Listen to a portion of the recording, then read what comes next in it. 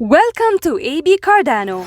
AB Cardano is your guide to professional trading by providing free educational trading materials and strategies. Now, let's watch the video. Question number 26.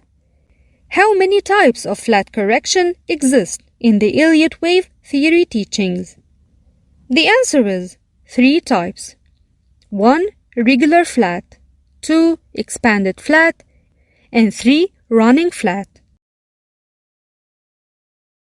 Quote number 20.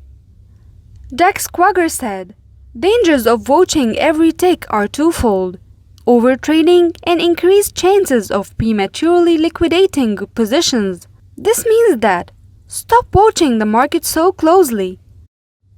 You will only end up trading too much, which is risky, and/or close good positions too early. Either way, you will lose money."